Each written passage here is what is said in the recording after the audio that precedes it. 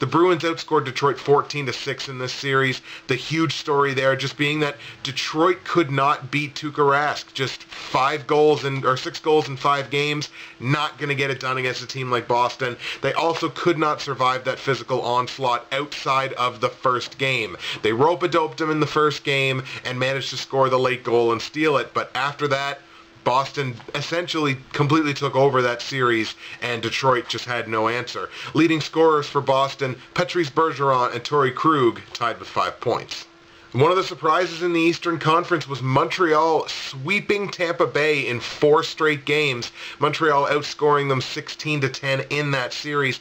Montreal capitalized on a lot of mistakes made by Tampa Bay. It may have just been that the levity of the situation, being in the playoffs, it just wasn't jiving with them. They're a young team. They're kind of inexperienced. Montreal made plenty of mistakes on their own, which led to some of those goals, but in the end, Montreal was able to persevere, winning all 4 games. Brendan Gallagher, PK Subban, and Lars Eller each had 5 points for the Habs.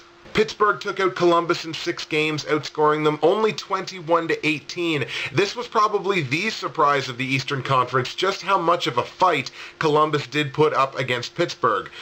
They made it interesting. They really did. They won a couple of games there. I believe that series was tied. But, Pittsburgh in games 5 and 6 was just too much. Fleury kind of got his head together a little bit, but he may be the biggest question mark in the second round of the playoffs is which Marc-Andre Fleury is going to show up. Is it going to be the Fleury of games 5 and 6, or is it going to be the Fleury of the last couple of years? Leading the way for the Penguins was both defensemen, Paul Martin and Niskanen, who each had 8 points in that series. And you had the Rangers knocking off Philly in the only Game 7 of the Eastern Conference. New York outscoring Philly only 19-16 in that series. You get down to an elimination game, I'm going to take Henrik Lundqvist in an elimination game any day of the week against pretty much anyone else in the league. Martin St. Louis and Brad Richards, 2 former Lightning players, leading the way with 6 points each for the Rangers.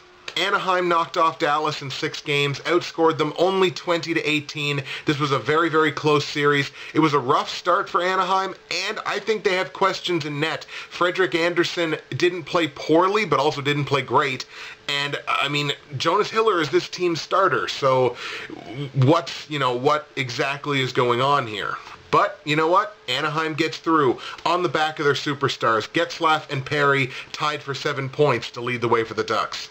Now let's talk about arguably the greatest collapse in NHL history. The San Jose Sharks get out to a 3-0 lead, 4 chances to knock off the team that they literally just beat 3 times, and it gets in their heads, and they can't do it. The Kings beat the Sharks in 7 games. I did say it was going to be a 7-game series, just didn't work out with who won.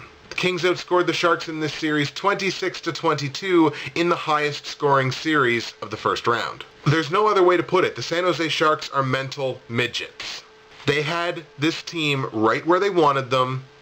Maybe it was overconfidence. Maybe it was over-respect. Maybe they gave the Kings too much respect, gave them too many chances. I don't know what it was. But whatever it was embarrassing to watch. The Kings were dominated in games 1 and 2. And what really blew me away was games 1 and 2, the Kings couldn't keep up with the Sharks' speed. But as the series went on, the Sharks got slower and slower and slower, and the Kings got faster and faster and faster, that by the time game 7 came around, it looked like it was NHLers playing Pee-wees. Anze Kopitar had a massive series for the Kings, leading the way with 10 points. Minnesota knocked off the Colorado Avalanche in 7 games. It took them to overtime of Game 7, and it was just a blast of a shot.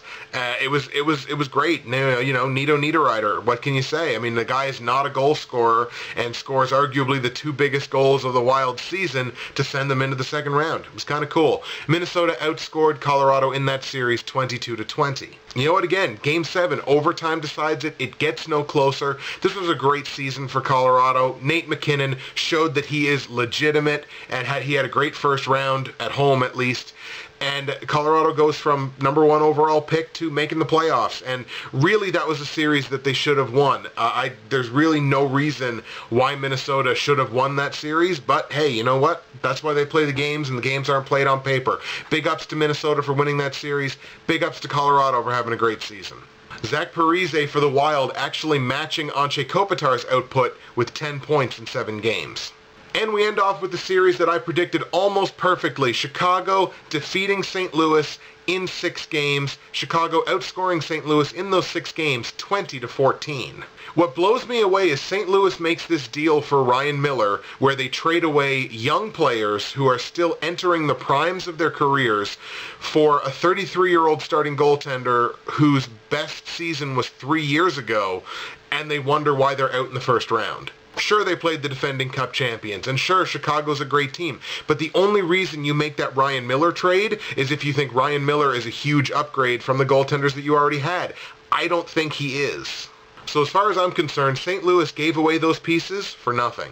And after this series and the way the rest of the West shook up, you gotta wonder if Chicago maybe is still the team to beat in the West. According to their superstars, they still are. Jonathan Toews and Duncan Keith led the way with 7 points each, Patrick Kane with 6.